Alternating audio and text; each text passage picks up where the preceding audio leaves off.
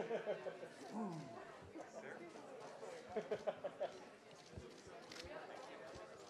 swear to tell the truth, the whole truth, and nothing but the truth. The truth, the whole truth, and nothing but the truth. You like my hat? It is great. It is really great. Yeah. We're just You can't say it, you can't wear it. yeah. By your piece.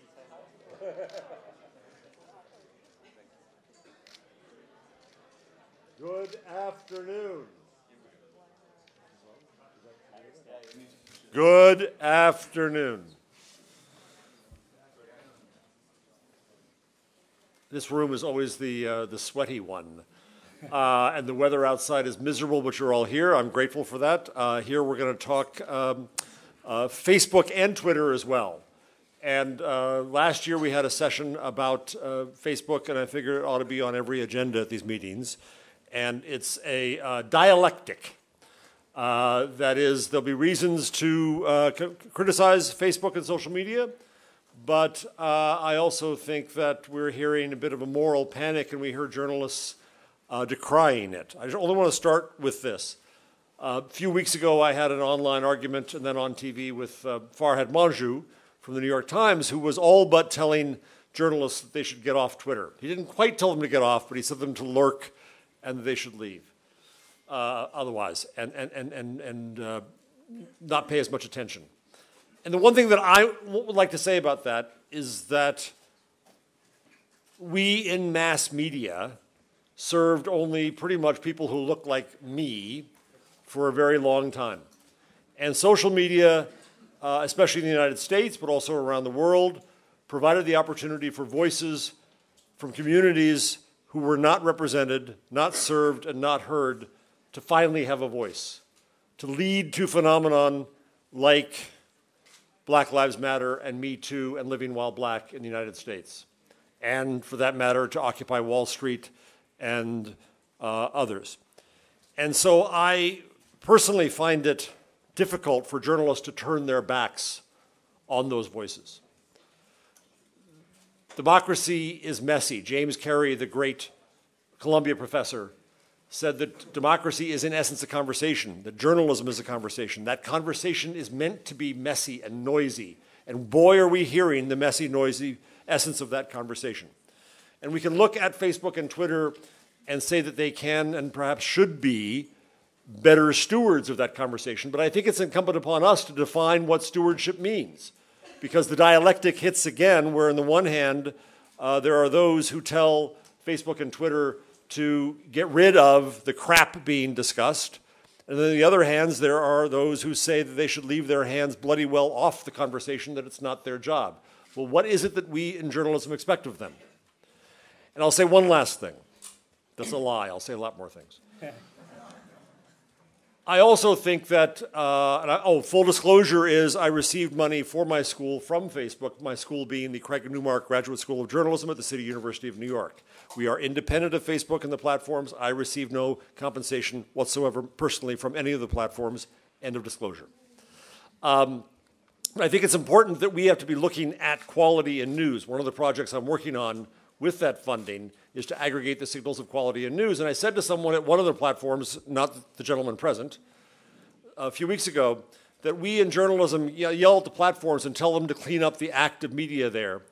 Yet we in our own media don't clean up our own act. And I've sat in rooms of journalists deciding great things about standards and such when RT is in the room, or at the EBU where RT is in the room, or when Fox News is in the room. Well, what are our standards? If we can't set standards for the standard setters, then how good are the standards we set? So what do we have to do to step up within journalism to set standards around journalism and around media, even as we yell that we expect that platforms should set standards around the public's conversation, else government will come in and try to set standards around that conversation. So my only point is this is a nuanced and difficult conversation. And so I invited my best friends to have the nuanced and difficult conversation. Let me start at the end with, I'm going to let them each introduce themselves and spend just 2-3 minutes giving their view of this dialectic. I'll start with Alan. We'll move to James, and then we're going to leave Jesper for last, so he can. Well, I don't follow baseball. Is that cleanup batting? Is that what it's called? Anybody? No. Okay, I don't know. Alan, why don't you start with your perspective? I'm Alan Rusbridger. I edited The Guardian for 20 years, and I'm sort of out of the game now. So Bullshit. And I forgive me if I repeat a bit from something I was saying at an earlier session, but because I'm out of the game now, I read a lot of newspapers and admire an awful lot of the best journalistic work, but I also find myself using Facebook, Twitter, and Google and Wikipedia as regular tools, and often finding them better than a lot of the stuff that I find in the British press. Two examples, again, repeating myself slightly from earlier, the failure of politics in Brexit in the United Kingdom at the moment is almost total, but it was also a terrible failure for the press. So if you start with what should the public have been told in order to make them make a good decision about a really complicated subject, we can all imagine what journalism should look like, and it wasn't what most of the British press served up to the people. But I find really knowledgeable expert commentary on Twitter, and the second subject is climate change. I won't labour that point, but again, the failure of journalism to match up and live up to the seriousness of that subject, let alone doing what it often does, which is actively to spread misinformation about the most important subject of our lives, is lamentable. And so I don't want to be in the party that just throws rotten tomatoes at these people and says it's all crap. I'm more interested in learning what we can from them. And I'm really interested in how conversation is developing on those platforms and how people are getting into the habit of listening, not saying, trust me because I'm a journalist, of giving evidence and links and screenshots, to listening to responses, to correcting, to clarifying, to generally showing some humility and a willingness to engage with others. And I think, if you like, that is the zeitgeist. That is how people trust that form of iterative conversation. And you have to look at the growth and success of these companies and really, I think, be a little humble as journalists in watching how that happens. Now, of course, the reverse of we can all make the reverse pitch. We can say that these companies are hosting hate speech, are giving rise to terrible misinformation, and so on and so forth. And I agree with all that too. I wish they would pay more taxes, blah, blah, blah. So I'm not an uncritical voice at all in this. I just note that as a user, I often find the best and most interesting sources in these places.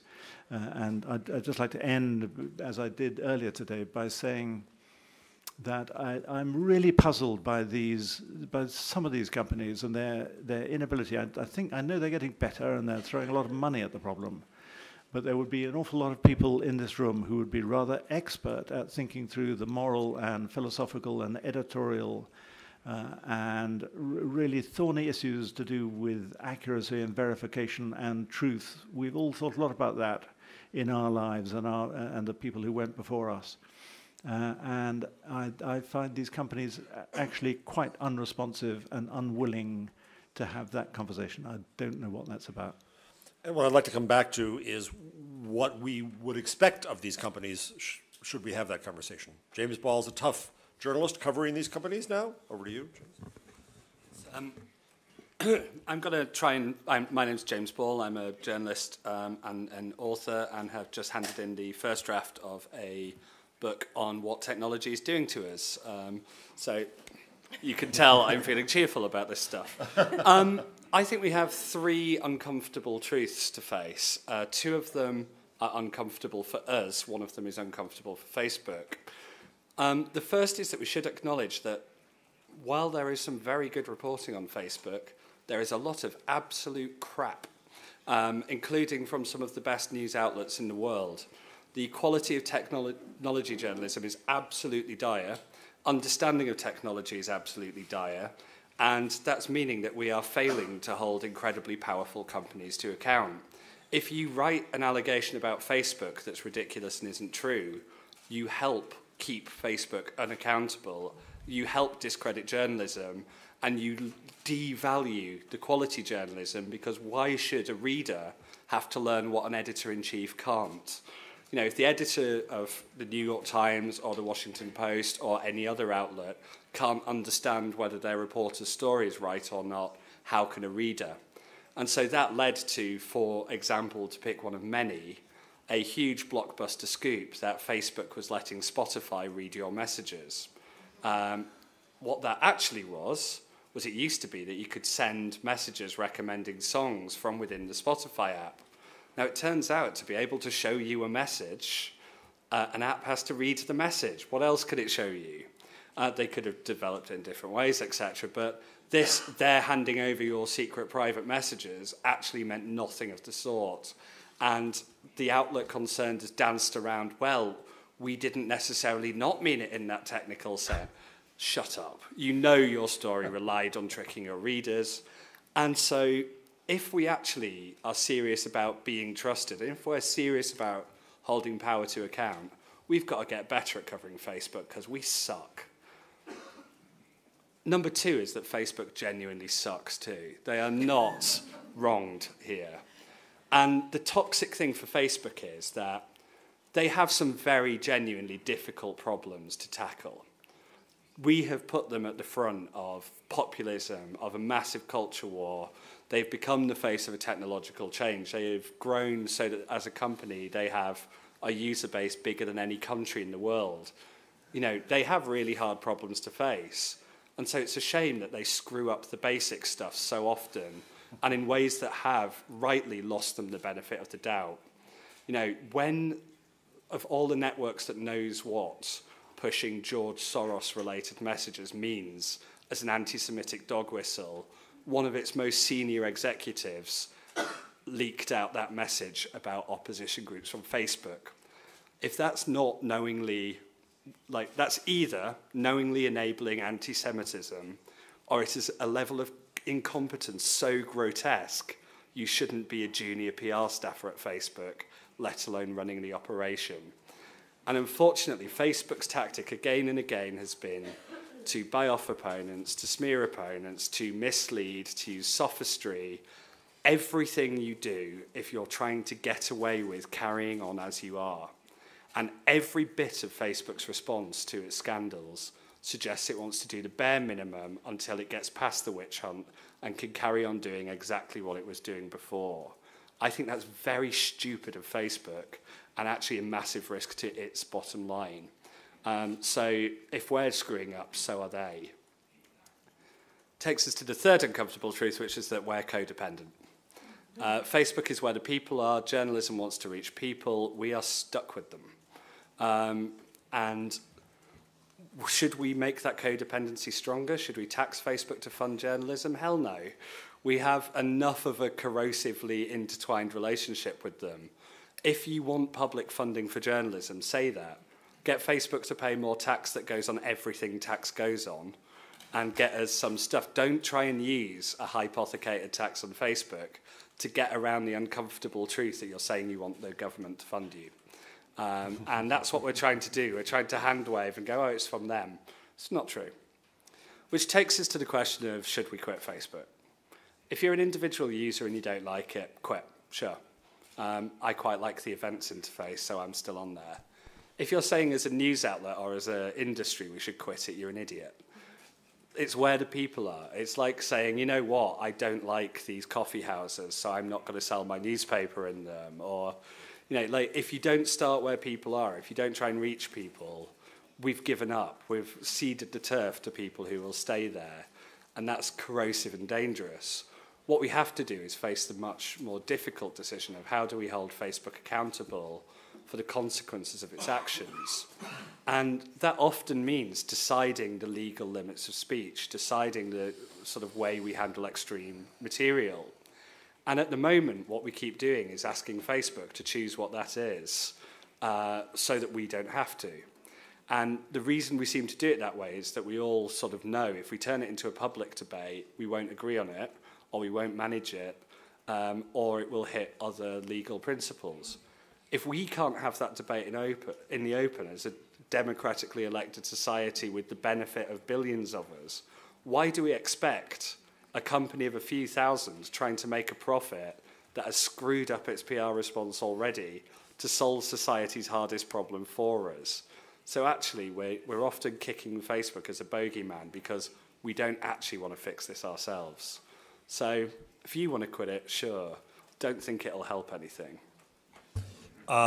Brilliant, James. I want to mention that I wrote a post on Medium a couple of days ago. I joined a working group on content moderation and freedom of expression, read regulation. And it was Chatham House rules, so I can't give credit to the person who came up with the idea.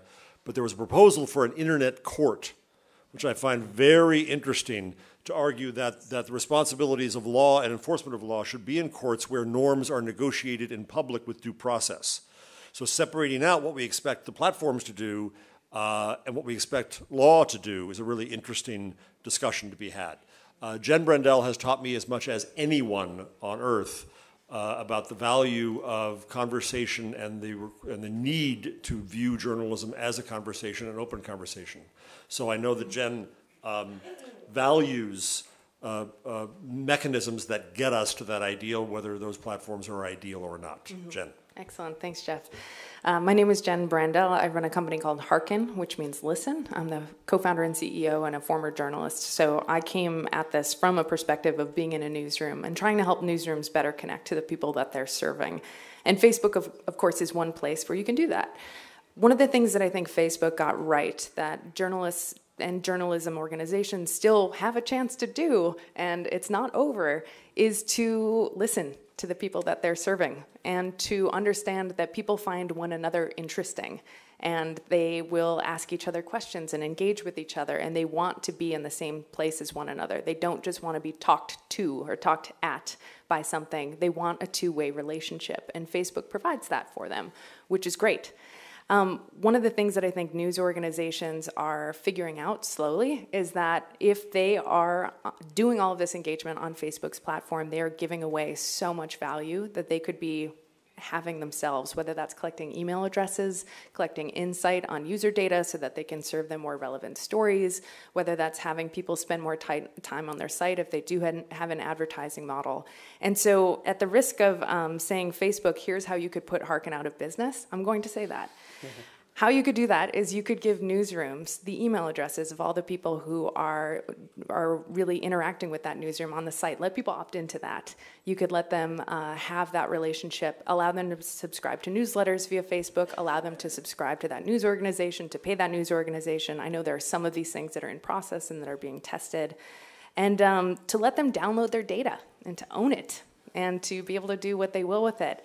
And then the last thing that Facebook could do to put Hearken out of business is to have the business model of Facebook not be maximize shareholder value, which I think we're safe on that for right now. So I think what Facebook can do is actually think about what is the proper balance between profit and societal purpose. And that's something that in my side life, outside of being running Hearken, I run a group called Zebras Unite, which is about creating alternatives to the unicorn-style tech companies. And instead of unicorn, zebras or zebras, as most of the world says it. Zebras are real animals. They're also black and white, so they can be for profit and for purpose at the same time. Those two things don't have to be at odds. It doesn't have to be maximize shareholder value. And they survive by cooperating with one another, not by destroying the competition and by, winner-take-all kind of mentality. And so I think the fundamental values that Facebook is built on, as much as Mark and company have maybe really good and optimistic intent, at the end of the day, the way that they're structured is to make a small group of people very, very, very wealthy. And I think any conversation about what Facebook can do has to have that as the foundation of it. So I once very publicly quit a job and then went to another job at a newspaper that was about to go on strike, and a wag on the city desk said to me, "Man, you just went from the frying pan to the microwave." I'm not sure which Jesper was in before at Spiegel or is in now at Facebook. I'd say the simmer is on high at both, and so you obviously take tough jobs, and I salute you for taking the tough post of coming to this platform so we can discuss all this. Jesper. Thank you, Jeff. My name is Jesper Dub. I had what we call the news partnerships team in Europe, Middle East, and Africa at Facebook. We are literally just starting to start and grow the team and work with the media industry. I was running a digital part and TV part of a company that's called Der Spiegel in Germany. And I was a close partner with Facebook, and I was frustrated about Facebook over 4 years because I felt that there was so much potential in working with Facebook, and at the same time, there was no real connection. It was unpredictable, unreliable. We had a tough time as publisher to understand where Facebook was headed. So after a couple of discussions, I decided to join because I felt that this needed to be different in the future. We need to change this because Facebook is growing and growing. It has a huge responsibility. It's an opportunity for our journalists to reach a lot of people, get insights, and as you can see here, we're still a very diverse panel. So we're still discussing this amongst a group of people that does not reflect the audience that we reach with our platforms. So there is a challenge there. And I think it's absolutely fair to criticize Facebook for everything we screwed up in the past and which we will probably screw up again sometime in the future. Because we're doing a lot of things that no one has ever done before. And we are confronted with a lot of challenging questions. And I don't know if you follow the op-ed that Mark Zuckerberg has just recently released in the Washington Post. There was an interview with Matthias Döpfner in Europe this week around the future of news, the news ecosystem, and journalism. And we definitely acknowledge that we have a responsibility to help journalism move into the future. At the same time, we cannot be the solution. It's not that we can provide any media partner with the most relevant product. That is not what Facebook is about. Facebook is not a media company. But being a reliable partner to reach these audiences and being able to understand what these audiences actually would want to hear about is something that Facebook can be a means to. When you look at all the things that happen on the platform, you are right to say there's a lot of misinformation on the platform. There's all kinds of abuse on that platform. We are strongly investing in battling that, especially around misinformation. We grew a network of third-party fact-checkers that are fully independent from Facebook. They do their jobs. We're growing that. These are more than 40 partners in 24 languages so far. We are taking countermeasures to limit the spread of misinformation on the platform. And as Mark Zuckerberg just said, we are trying to double down on quality. But there you go. What is quality in journalism? And should we, as a company, be the ones defining that? And if so, which standards would we adhere to? So is it me, my team, or let's just choose 2,000 random people in the company to come up with something that they feel is journalistic quality? Should we be the ones ruling someone out because we do not necessarily like their opinion or the political thing they're leaning towards? Is that something we should be doing? Should we choose which publication gets which distribution? Should we boost a brand we like? That is a dangerous thing to do for one corporation. Even though we try to be as neutral, as diverse as you possibly can be, still, there's a limit to that, because the team that would do that would never be kind of covering the whole world, all cultures, all languages, all situations in specific countries. So this is where we are starting to debate a form of regulation. I really like that piece you published just recently very much because it shows the complexity of that exercise. And this is not, as some might cynically say, us leaning over there and say, oh, by the way, could you solve that problem for us? It is something that no platform should do on their own. It needs a joint effort. It needs government support. It needs politician support. It needs the industry to support that. And we're working on ideas and how to come to that conversation and find solutions for that. But it is a tricky exercise. And yes, when you look at all the bad things that are happening on the platform, you will always have an element of abuse on a platform that is so big. Imagine a city that would claim to have no crime. Would you believe them? Whenever you have people, human beings, interact with each other, spend their time someone, you would have a certain kind of abuse in such a community, in such an environment. And we are facing the same problems. And it is our deepest wish to engage deeply into that and get these things solved, but there's no easy answer to it. When Zuckerberg wrote his op-ed inviting regulation, I think it was an inevitability that he was inviting, and I think that's fine. I actually was a little bit scared about his invitation because he's looking for a worldwide regime, and I don't want to find ourselves with the lowest common denominator of freedom and the highest watermark of regulation. I don't want a Chinese internet the world around. But put that in the hands of government. Jesper just put out a bunch of questions, I think, for us as journalists that I'd like to get an answer from. And then, believing in the conversation after this question, I will come out with a microphone and run around for what I hope is a rapid conversation. But Jesper put a bunch of questions to us as journalists. Is what do we expect of Facebook? If Facebook is to promote quality news better, how should they do that? What does that mean? Does that mean that we want them to make judgments about RT or not? Does it mean that we expect them to work alone on that, with community on that, with government on that, with journalistic organizations on that, with universities on that, with none of the above? Is it their responsibility alone? Is it their responsibility in concert? Jump ball, anyone? Sure, why not? Having said that we shouldn't punt too many problems onto Facebook, I think the limits of speech, radicalization, etc., we have to legislate. And you know what?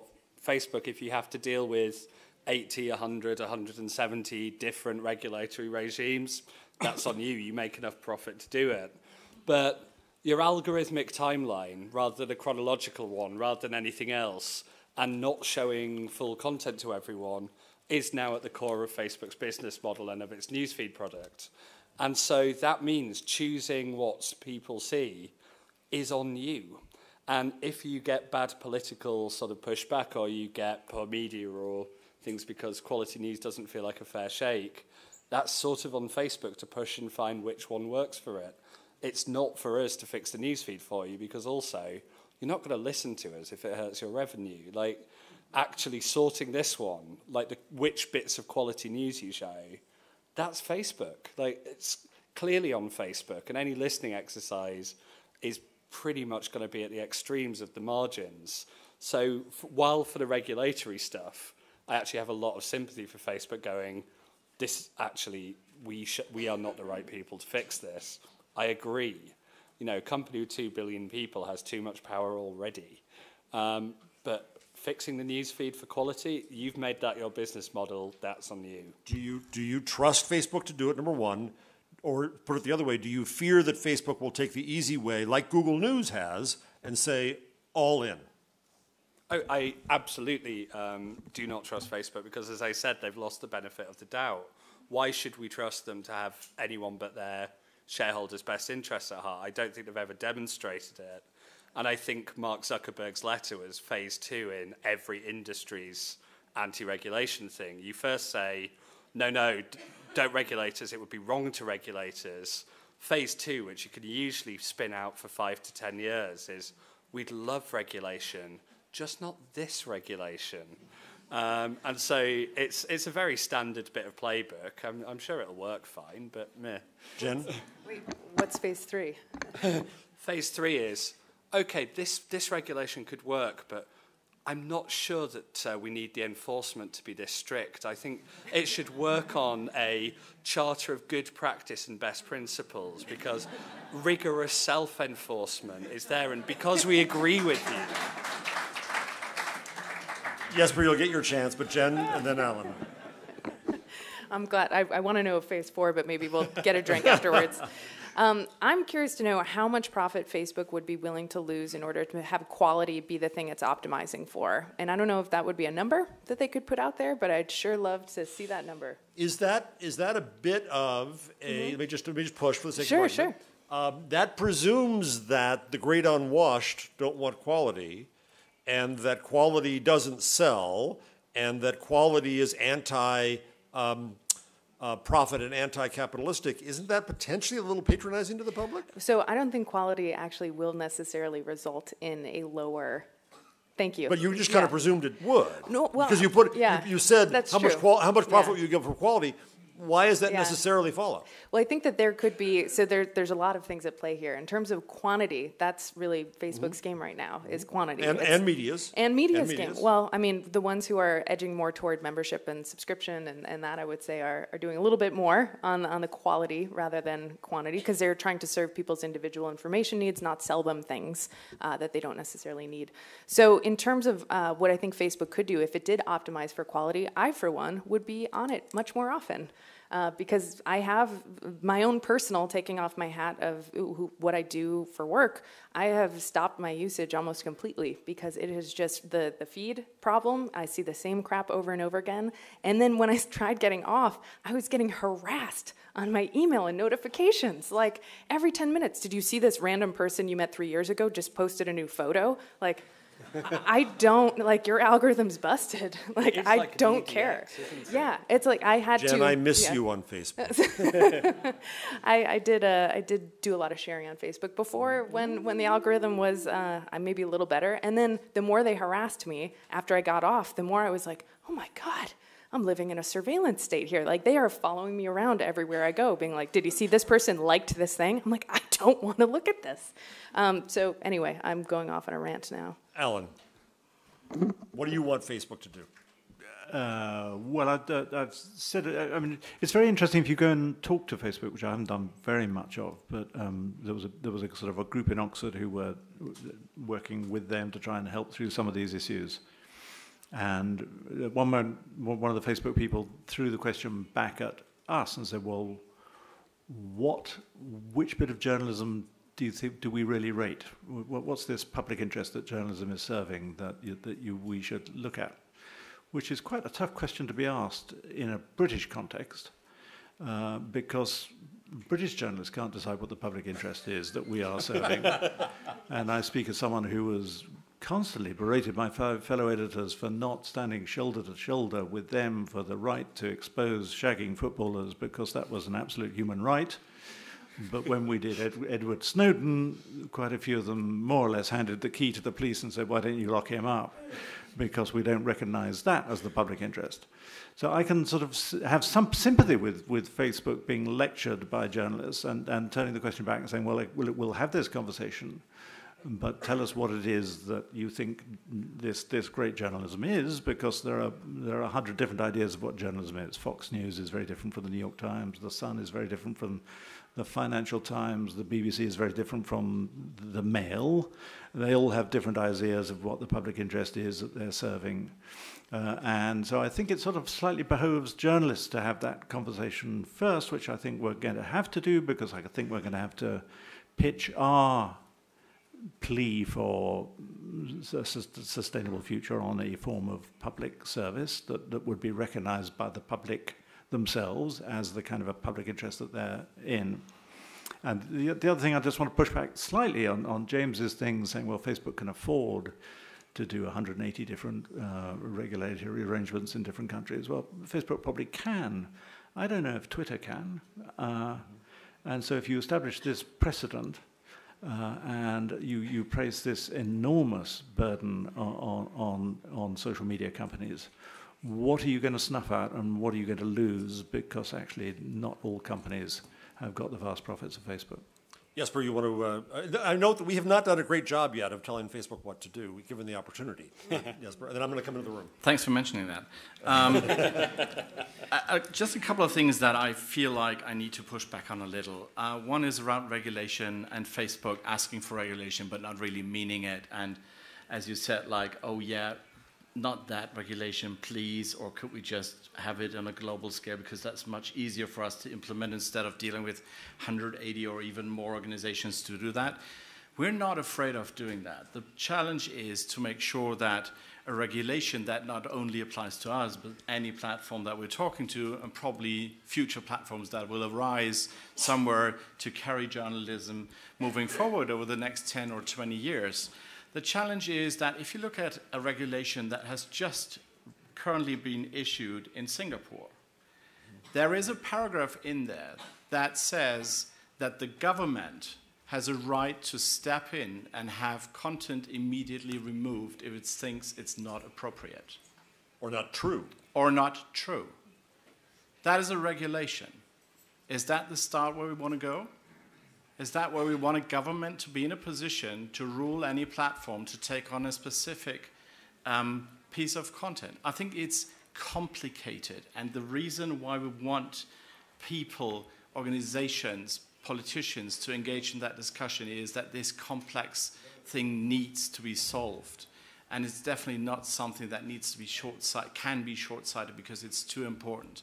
We need to have that balance between free speech, free opinion, giving people a voice, as we say, and on the other hand, keeping people safe on a platform or when they engage in a debate. And that is really, really difficult.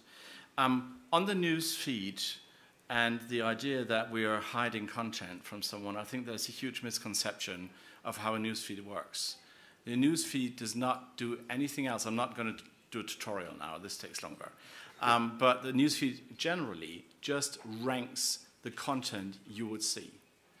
We are not inserting any other content than the content that you follow and you decided to follow by liking a page or connecting with people. So you see that content or things that people you like and you liked and follow shared. If you not liked a page and no one of your friends ever touches that content, you will not see it. You can technically get to the end of your newsfeed. It depends on how many sources you have in your newsfeed. But technically, this is what the algorithm does. And the only thing it does, it puts it in an order. And that was chronological at some time. But then given the speed that content was published, this was not really great experience because things were just flying through. And you would probably miss the ones that you would want to engage with most. And there is a myth around, well, this kind of drives sensationalism because people interact with things that they are upset about and all that. Believe me, we're not that stupid. It is about which content you engage with. And yes, it could be something that annoys you and you want to debate and argue on, but it is not just simply by you clicking something. We use a lot of signals to get to the best result, but from a user perspective. And yes, I agree, this is not necessarily what a publisher ideally would want. You ask for quality being pushed up, I'll take that back to square one. What is quality? Mm-hmm. So, out to the room, I would like to continue the effort. We have Facebook here to tell them what to do. They're asking, what should we do? So let's tell them, as a room full of journalists, and I'd like to keep this as quick and get as many voices in as we can. And please say who you are, too. My name is Jacob. I'm the co-founder of a Danish digital newspaper called Zetland, and we owe our life, in a sense, to Facebook. Because we couldn't have launched Zetland with success without Facebook as a means of marketing and reaching people. So thank you for that. And then let me try to answer your question, because I think there's something at the core of Facebook that's the actual problem when you work with it every day as we do. Because when we as journalists try to pick out stories and we test them and we do it on a daily basis, we find out that what really drives stories on Facebook, what you just mentioned, within the algorithm is opinion and emotion.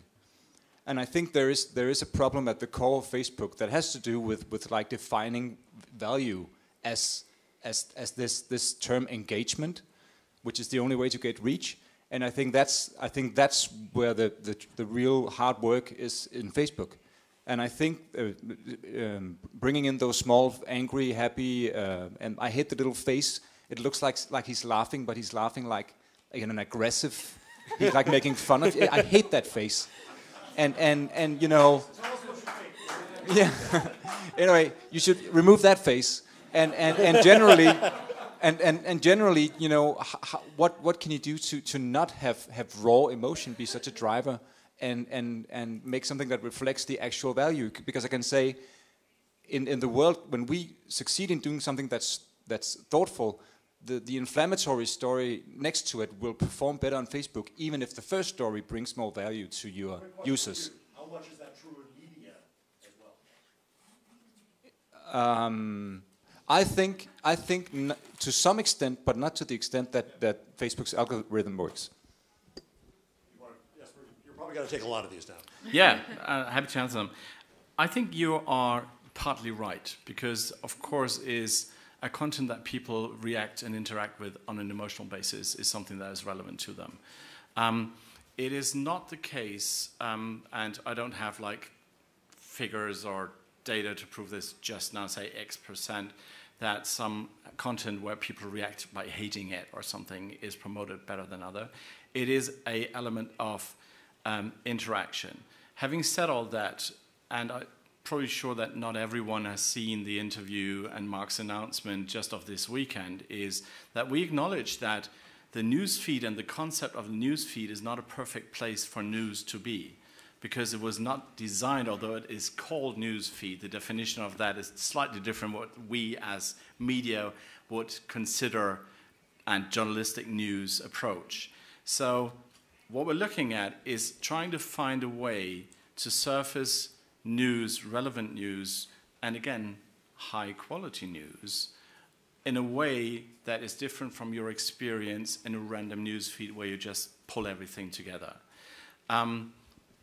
This is early days. There is not a baked product. There's not even really a sketch. It's like we said, it's a blank sheet approach, and it's an early engagement with the industry to find out how we could make news available on Facebook to allow people that are actually interested in news. But because, you can call that sad or not 100% of Facebook users necessarily are interested in news all the time.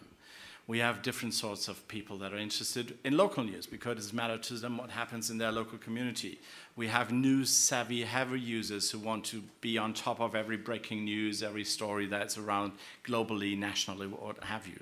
So we're looking at having that experience and address that ranking problem that you are addressing. So yes, what we see in general in the news feed to allow us to rank things, it is not necessarily always the perfect ranking from a media or journalistic perspective. And the idea of putting news somewhere else sounds appealing on the one hand, but also potentially ghettoizes news on another hand, so I think it's all in the execution.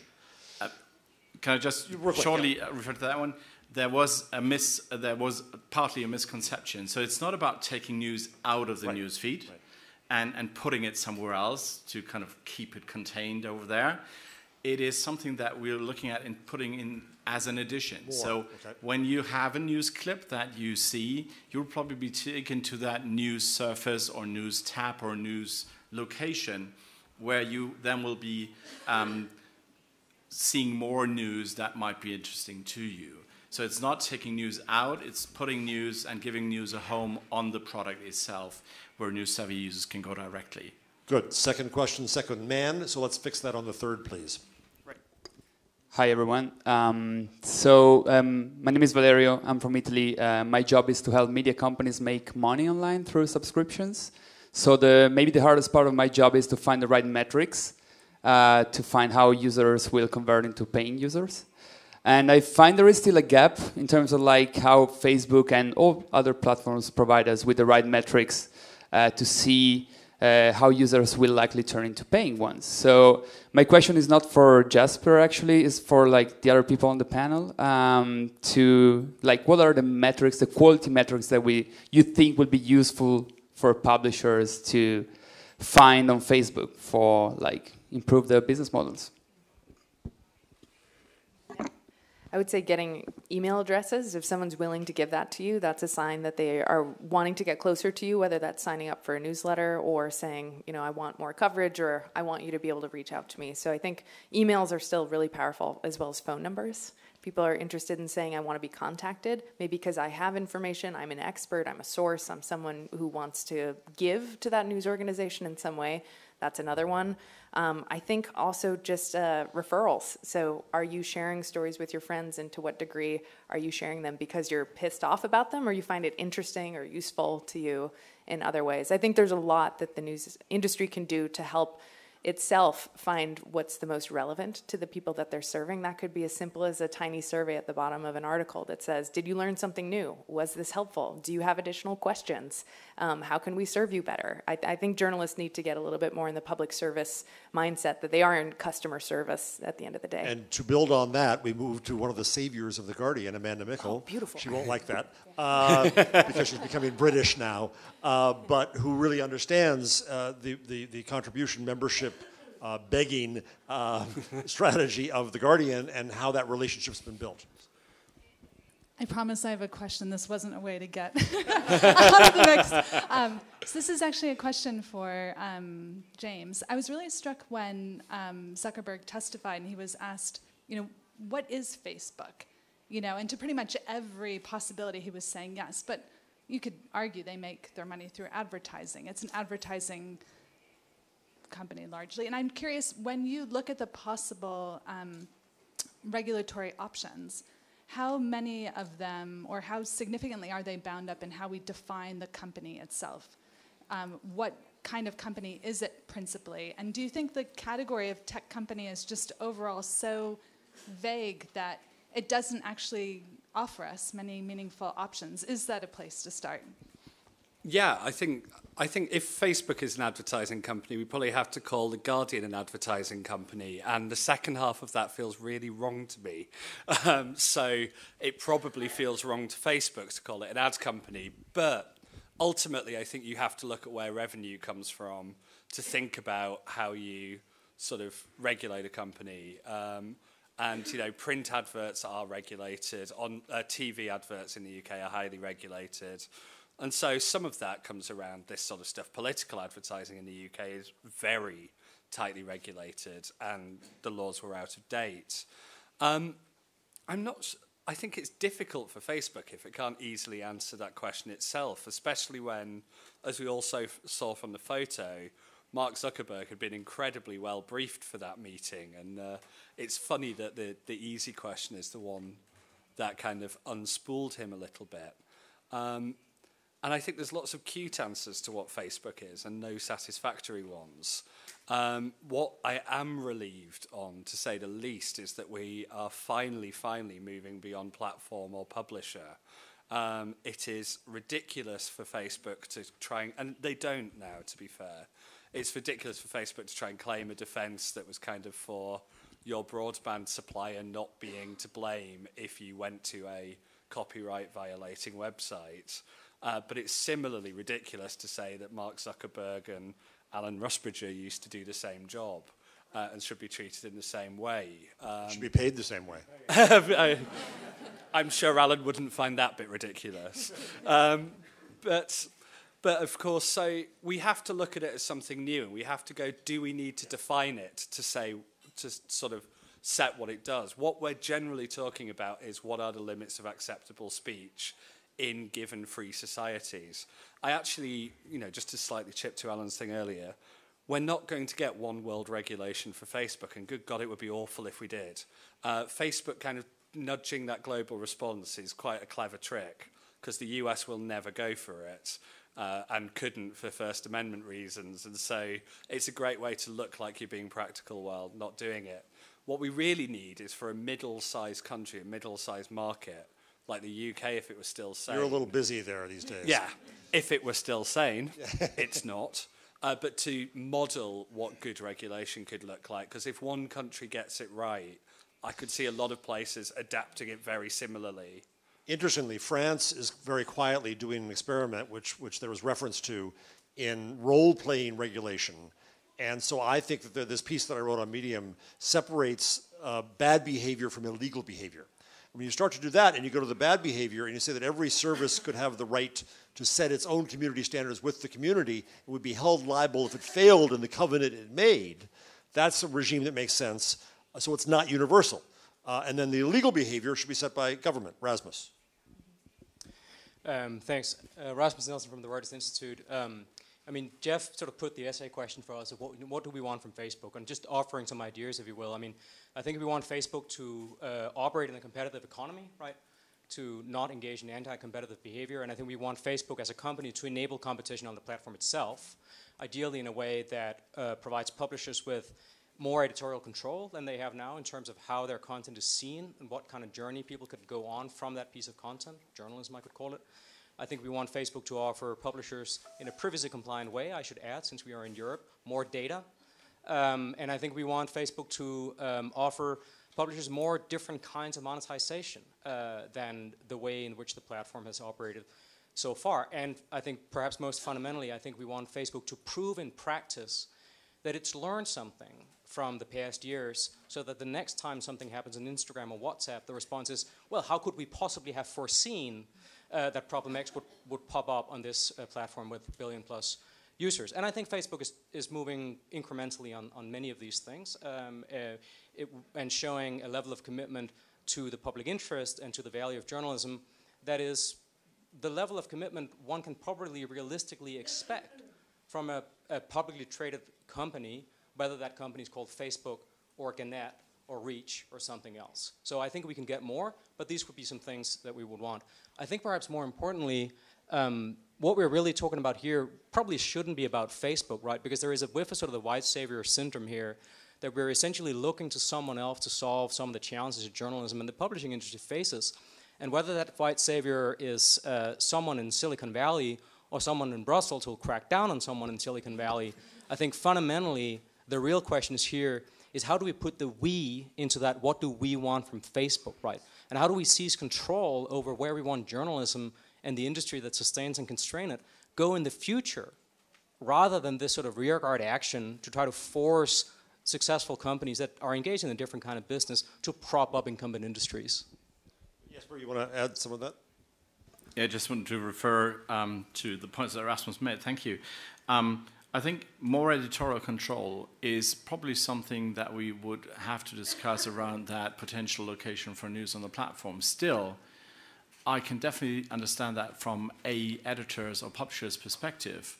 If it's about more editorial control, and we go a couple of years back, and Adam would still be running The Guardian, and we would, on the other hand, have The Sun, and we are in a position to be the distribution platform, both of the editors want more editorial control than platform. Which one do we put first?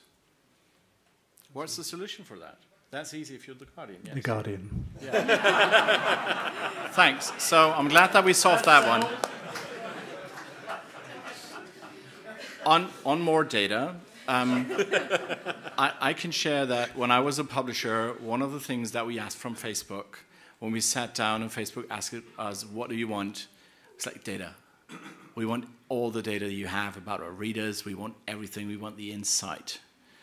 And Facebook come back and say, could you be a little more specific than everything? And it turned out that we as a publisher were not in a position to actually say what we were interested in and what we wanted to see and what we wanted to do with the data, what we wanted to achieve. Now, given that privacy definitely is a big issue for us and we want to solve this and make sure this becomes even more tricky to share data with the industry, but eventually we'll have to offer these insights. And what we're doing, especially around the subscription piece, where we worked with publishers to come up with a subscription functionality on Facebook that will be widely available this year, we actually offer insights. We offer insights on how subscribers behave on the platform, when they are likely to churn. We offer tools to foster retention on the platform to make sure that people keep engaged with them, because this is the most loyal signal a reader can give you. They're willing to pay for your content. Why let these people go? So we are supplying publishers with these tools, not widely yet, but we've developed them together with the industry, and these are first step in this direction. Same goes for the monetization options. So when you generate a subscription on Facebook as a publisher, you keep the full relationship with the customer. There's no data that Facebook keeps. and you get 100% of the revenue. We don't keep anything as a platform. This is a clear commitment to the publishing industry when it comes to subscriptions. And we're working on a couple of other opportunities for publishers to generate more and especially more reliable revenue on the platform. Yes, I'm wondering if we're missing the point of how Facebook started. Because I keep hearing the question, what do we want from Facebook? But Facebook got that power because people gave them that power. So Facebook started as a company, and when I hear Mark Zuckerberg, he often doesn't seem to have or to be aware of what he has done and what he could be doing in the future. So I don't know if the question is right to keep asking what do we want from Facebook, and maybe I know, and you mentioned before that, I mean, how could the government maybe put a regulation that could kind of confront the freedom of expression? But I don't know if there is missing the point of how this company started, and now we have given it so much power, and even journalists now are like, we have to talk to Facebook, but the people who are professionals are actually the journalists, not Facebook. So I just wonder, how do you look at it? I mean, it's just kind of missing the starting point. I don't see that from your talking. Anyone want to respond to that, Ellen? Well, I think there is an interesting point there, because when you read the Zuckerberg pronouncement, you think he's either one of the greatest misunderstood utopians of all time, or he's a massive hypocrite. And probably if you had a show of hands in this room, you'd probably get the vote for the massive hypocrite. But it's possible to me that you're right, that there's something there which is actually a utopian vision that he's holding on to a nobler purpose for Facebook, and that he has been surprised by the success and shocked by the nature of the problems. And I think Jen's absolutely right. Once the money question starts corrupting the nobler purpose, that's a very difficult thing to come back for. And I really like Jen's concept of a zebra company, or of redefining it and pushing the shareholders further into the background. Whether it's too late for that or not, I don't know. I'd also like to hear a bit more from Jesper, because you were writing, Jeff, about the notion of a content board that I gather Facebook is playing with. That seems to me a positive step, and it would be interesting to hear about how that might operate. Go ahead, Jesper. Yes, so the idea was announced, I think, in November last year. And what we're working on is forming a body, a council, that is independent of Facebook and sets certain rules around what content should be allowed on the platform, what the policy should be like, and Facebook is willing to bind ourselves to the judgment of that independent body. Now again, when you set up a thing like that, how do you do that? Do you as Facebook go out and choose the people that are on that board? You're instantly creating bias by just doing that. So what we're doing at the moment is we are consulting with a lot of experts and academics internationally just around the mechanisms on how to set up a board and how to make sure that this is something that actually can operate.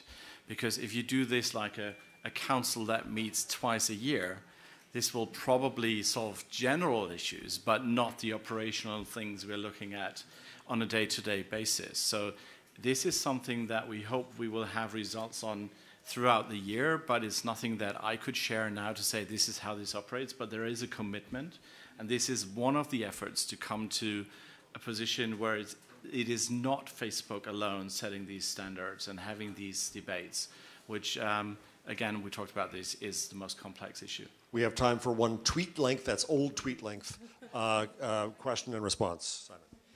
Hi, Simon Galpern from the Community Information Cooperative and Groundsource.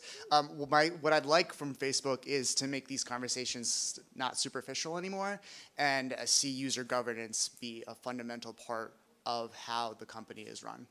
Seats on the board, elections among users, like talking about absolving yourself of these decision-making issues, give it to the people, because if you're a democratic platform and that's something you care about, then you should be living those values. Anyone? All right. It was a good statement, Simon. And I would, I think I heard one thing across this, which is, no, it's what you want. You want to respond? Yeah. Oh, respond. I don't feel, I didn't see anybody. No one was quick. I was like, we shouldn't just leave that as a statement, not answer that. I thought you were hiding. It's not like I would say yes. I personally like that idea very much. And I think this is an element that has been debated again. If you look at the way that Facebook operates when it decides things and builds products, we are very user-centric. So the user is at the core of everything that Facebook does when it builds a product. So, and this is a struggle for like the publishing industry, because it's user first and then partner second. And if you would do that, you would probably have an interesting discussion between that user council and what the users want, and the journalists and the publishing industry. And I would actually personally like to see that experiment happen. So I'll thank you for that inspiration. I'll take that back. But it has been an element of discussions in this whole process, of course. And I think one thing that I've heard in this interesting hour with our wonderful guests is the question, once again, of what is quality journalism? And whom do we trust to set that? And where should that process start? I find it difficult to say that we should expect, well, I would forevermore find it difficult to say government should set that. That's the quick road to authoritarianism. Do we trust or expect Facebook, Twitter, Google to do that? In essence, that's what we're doing these days. And they're either abrogating their responsibility, saying no, or they're properly saying, no, you don't want us to do that. We as journalists, in a conference filled with journalism, I think have to begin asking tough questions about what is and is not quality journalism in this context. That's not an easy question. That's not an easy answer, but we're out of time. Thank you all very, very much.